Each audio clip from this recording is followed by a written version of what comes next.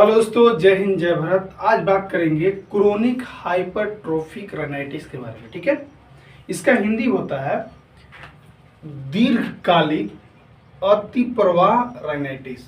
ठीक है, यानी दीर्घकालीन मतलब लंबे समय से आपके नाक में सूजन है, उसके बारे में चर्चा करना है। ठीक है, क्यों होता है, होने के मुख्य कारण क्या क्या है, क्या क्या लक्षण आपको दिखाई दे सकता है, इसके बारे में चर्चा करेंगे। ठीक है, अगर आप मेरे चैनल पर नए हैं तो मेरे चैनल को सब्सक्राइब कीजिएगा, सपोर्ट कीजिएगा, बेल आइकन को हिट कीजिएगा, शेयर जरूर कीजिएगा ताकि हर व्यक्ति की जानकारी तक वीडियो पहुंचे। ठीक है, पहले बात करते हैं क्रोनिक हाइपरट्रोफी राइनाइटिस। ठीक है,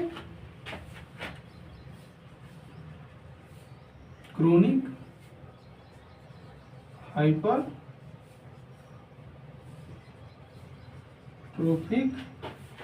साफ साफ लिख देना। ठीक है,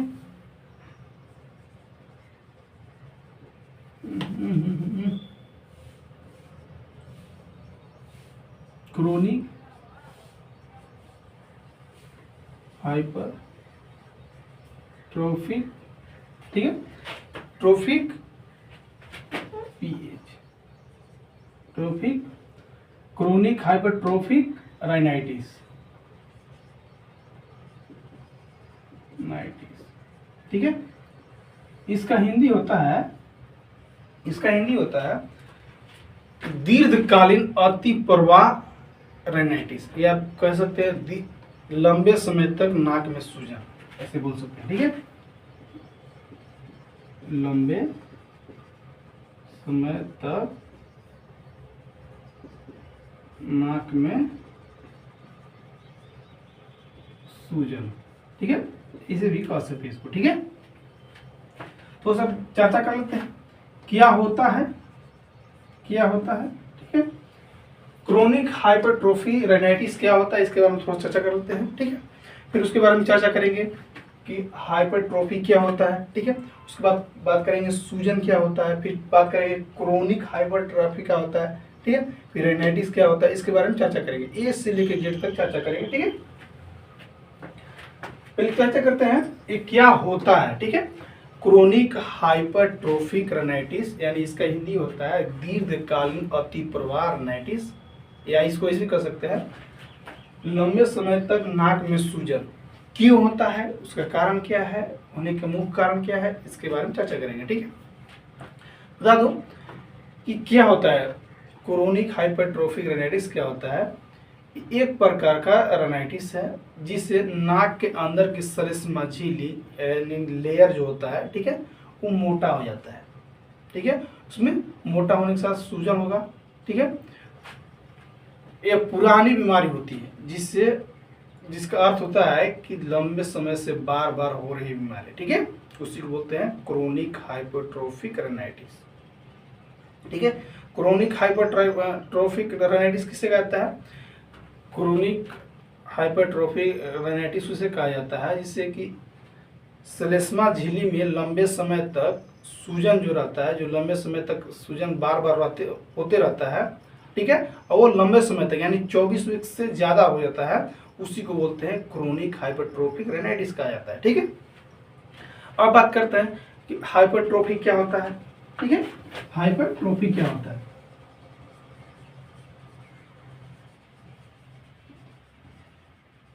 हाइपरट्रोफी क्या होता है, हाइपरट्रोफी बता दूं कि यह श्लेष्मा झिल्ली के ऊतकों के आकार में वृद्धि को संदर्भित करता है, जिससे श्लेष्मा झिल्ली का लेयर मोटा हो जाता है, उसी को बोलते हैं हाइपरट्रोफी। ठीक है, फिर से रिपीट करता हूं, हाइपरट्रोफी क्या होता है, हाइपरट्रोफी श्लेष्मा झिल्ली के ऊतकों का आकार में वृद्धि को संदर्भित करता है, जिससे श्लेष्मा झिल्ली का लेयर मोटा हो जाता है। ठीक है, कहने मतलब कि श्लेष्मा झिल्ली का आकार, ठीक है, में वृद्धि हो जाता है, जिसकी वजह से आपको हाइपरट्रोफी हो सकता है। ठीक है, ये हो गया। अब बात करते हैं सूजन। सूजन क्या होता है, ठीक है, सूजन यह नाक के अंदर की श्लेष्मा झिल्ली में रक्त वाहिकाओं की सूजन और वृद्धि को संदर्भित करता है, जिससे नाक में रुकावट और अन्य लक्षण हो सकते हैं। इधर सूजन। अब बात करते हैं क्रोनिक राइनाइटिस के बारे में, ठीक है। क्रोनिक राइनाइटिस,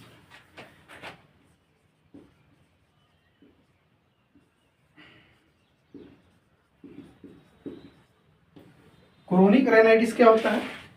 क्रोनिक राइनाइटिस ये होता है मुख्य रूप से कि यह नाक के अंदर की श्लेष्मा झिल्ली की लगातार सूजन को संदर्भित करता है, जो 12 सप्ताह से अधिक समय तक बनी रहती है। इसी को तो बोलते हैं क्रोनिक राइनाइटिस, ठीक। क्रोनिक राइनाइटिस किसे कहा जाता है?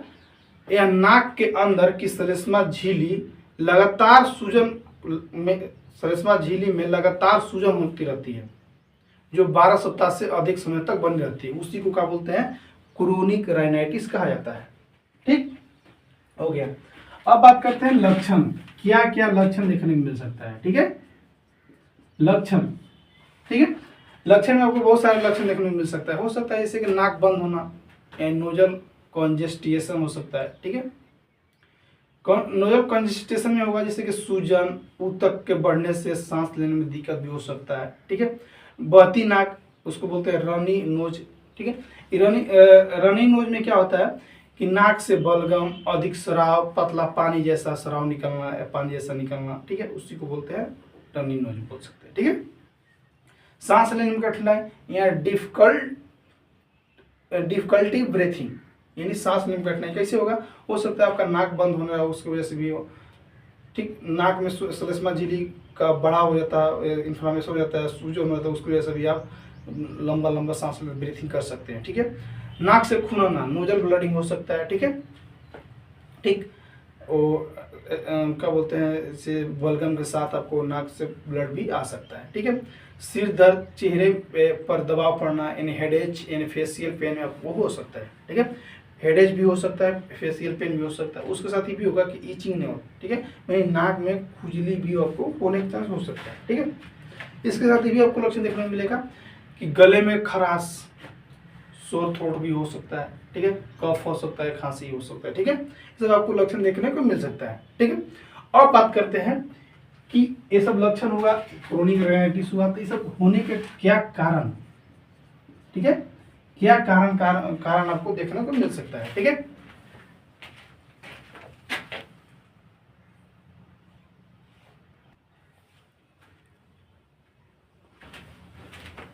कारण क्या क्या आपको कारण देखने को मिल सकता है, यानी क्रोनिक हाइपरट्रोफिक राइनाइटिस लंबे समय तक जो नाक में सूजन होती है उसको होने के मुख्य कारण क्या क्या हो सकते हैं?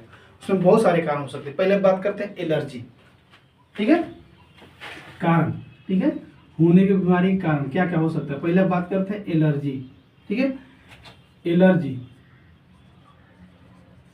ठीक है। एलर्जी में क्या होगा? एलर्जी होगा, उसके साथ का पर्यावरणीय होगा, क्या? पर्यावरण, ठीक है। पर्यावरण के साथ साथ ये भी आपको देखने मिलेगा, आपको संक्रमण, अन्य स्वास्थ्य स्थिति या दवा के इफेक्ट से भी होता है, ठीक है। संक्रमण दवा से,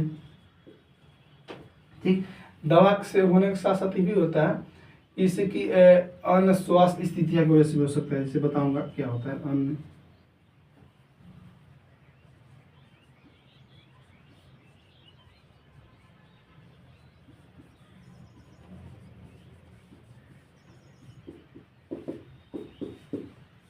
पहले बात करें एलर्जी। एलर्जी से होगा, पर्यावरणीय कारण से हो सकता है, संक्रमण हो सकता है, दवा से हो सकता है, और स्वास्थ्य स्थितियां के कारण भी हो सकता है। पहला कारण क्या हो सकता है?